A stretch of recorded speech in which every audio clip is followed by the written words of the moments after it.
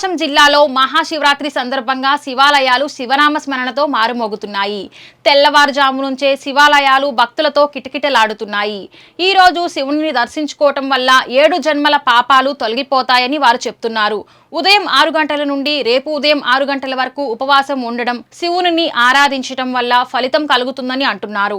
శివునికి ఒక్కొక్క ఫలముతో అభిషేకం చేయటం విశిష్టత అంటున్న ఆలయ అర్చకులతో మా ప్రతినిధి Srinivas Reddy face to face. శివాలయాలు శివనామస్మరణతో మారుమోగుతున్నాయి. అదేవిధంగా ఉదయం నుంచి తెల్లవారుజాము నుంచి అభిషేకాలు, అర్చకులు, అర్చనలు అన్ని జరుగుతుండటంతో భక్తులు కూడా కిటకిటలాడుతున్నారు. అదేవిధంగా ఈ రోజు శివరాత్రి సందర్భంగా శివాలయాలు ఎటువంటి అభిషేకాలు చేస్తారు, ఏ విధంగా చేస్తున్నారు అనే దాని మీద ప్రధాన అర్చకులు ఉన్నారు. ఆయన అడిగి అసలు ఈ రోజు విశేషత ఏంటి, ఎటువంటి అభిషేకాలు చేసుకుంటే ఎటువంటి ఫలితాలు కలుగుతాయి అనే దాని మీద కూడా ఆయన అడిగి తెలుసుకున్నాం. చెప్పండి, ఈ రోజు శివరాత్రి సందర్భంగా శివుడికి ఎటువంటి అభిషేకాలు చేస్తున్నారు ఉదయం నుంచి, ఈ యొక్క అభిషేకాల విశిష్టత ఏంటి అనేది చెప్పండి. నమస్తే దేవదేవేశ, నమస్తే పరమేశ్వర, నమస్తే వృషభారూఢ నకారాయ నమో నమః. ఈరోజు మహాశివరాత్రి స్వామివారి యొక్క లింగోద్భవ కాలము అనేటువంటిది ఈరోజు రాత్రి 9 గంటల నుంచి తెల్లవారులు 4:30-5 గంటల వరకు మన యొక్క ఒంగోలు శ్రీ గంగా అన్నపూర్ణ సమేత కాశీ విశ్వేశ్వర స్వామి వారి యొక్క దేవస్థానమందు ఈరోజు మహాశివరాత్రి సందర్భంగా లింగోద్భవ కాలంలో ఆ యొక్క భక్తుల సహకారంతో గణపతి పూజ, మహాన్యాసము, అలాగే అన్యోన్య బ్రాహ్మణ సహాయంగా ఏకాదశ రుద్రాభిషేకము, పంచామృతాభిషేకము, తర్వాత శివ కళ్యాణోత్సవము, ఈ కార్యక్రమాలన్నీ కూడా ఈరోజు రాత్రి తెల్లవారుజామున వరకు జరుగుతాయి. అయితే మనకి శాస్త్రాల్లో ఏం చెప్పబడి ఉందంటే, శివుడికి అభిషేకం చేయటం చాలా గొప్ప విశేషం. అందులోనూ ఒక్కొక్క ద్రవ్యంతో చేస్తే ఒక్కొక్క ఫలితం వస్తుంది అని మనకి శాస్త్రాల్లో ఉన్నది. కాబట్టి ఈరోజు రాత్రి జరిగేటువంటి అభిషేకాల్లో పంచామృతాలు అంటే పాలు, పెరుగు, నెయ్యి, తేనె, చక్కెర, పండ్ల రసాలు, విభూతి, గంధము, ఇట్లా రకరకాల ద్రవ్యాలతో స్వామికి చక్కగా అభిషేకం జరుగుతుంది.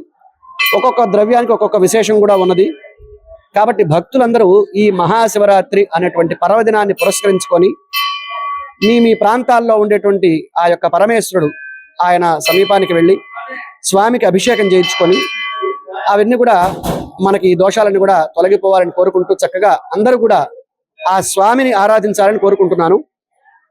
మరొకటి, ఆయన కనుక ఆ పరమేశ్వరుడు కనుక చక్కగా అభిషేకం చేసినట్లయితే మనకుండేటువంటి 7 జన్మ కృతం పాపం అంటే 7 జన్మల్లో చేసినటువంటి పాపం తొలగిపోతుంది మహాశివరాత్రి రోజు అభిషేకం చేస్తే అనేటువంటి విషయం చెప్పబడి ఉంది. కాబట్టి ఈరోజు మహాశివరాత్రి ఆ యొక్క పరమేశ్వరుడు యొక్క అనుగ్రహం వల్ల అందరూ కూడా చక్కగా సుభిక్షంగా ఉండాలని అందరూ కూడా కోరుకుంటూ ఉన్నాను. పరమేశ్వర. అదేవిధంగా ఈ రోజు జాగారం చేస్తే కూడా ఫలితం జరుగుతుందని కూడా ఉంటారు. అసలు జాగారం చేయడం వల్ల ఉపయోగం ఏంటి, అసలు ఈ జాగారం ఎందుకు చేయమంటున్నారు? ఒకటి, లింగోద్భవ కాలం అని మనం చెప్పబడి ఉంది. లింగోద్భవ కాలం అంటే ఇందాక చెప్పాను, రాత్రి కనీసం 11-1 గంట ఆ సమయంలో లింగోద్భవ కాలం అంటే ఈశ్వరుడు ఆ యొక్క లింగంలోకి ఉద్భవించినటువంటి సమయం. జాగారము అని అంటే మనము ఆ రోజు ఉపవాసం ఉండి, జాగారం ఒకటే కాదు, ఉపవాసం ఉండి ఉదయం నుంచి మరుసటి రోజు ఉదయం వరకు ఏమీ తినకుండా జాగారం చేసి ఆ రాత్రి స్వామి వారి యొక్క సేవలో ఉండి మనం గనక ఆయన్ని అర్చించినట్లయితే మన శరీరంలో ఉండేటువంటి దోషాలు అంటే సైంటిఫిక్ గా కూడా ఒకరోజు ఉపవాసం ఉంటే మనలో ఉండే మలినాలన్నీ కూడా బయటికి పోతాయని, అట్లాగే జాగారం చేయడం ద్వారా స్వామిని అర్చించేటువంటి అవకాశం కూడా మనకు దొరుకుతుంది. అందుకని ఈ శివరాత్రి రోజు జాగారం చేసి ఆ రోజు ఉపవాసం ఉన్నట్లయితే శరీరం కూడా స్వస్థత చేకూరుతుందని మన పెద్దవాళ్ళు చెప్తూ ఉండేవారు. దానికి ఈ యొక్క జాగారము ఉపవాసం యొక్క లక్షణం.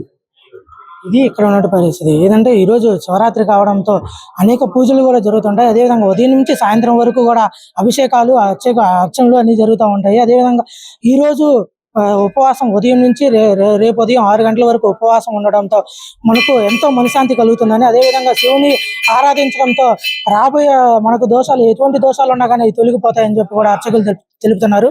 ఇది ఈరోజు ఉన్నటువంటి ప్రత్యేకత. ఇది ఇక్కడ ఉన్నటువంటి తాజా పరిస్థితి. కెమెరామెన్ రామ్జీతో శ్రీనివాస్ రెడ్డి, ప్రకాశం జిల్లా.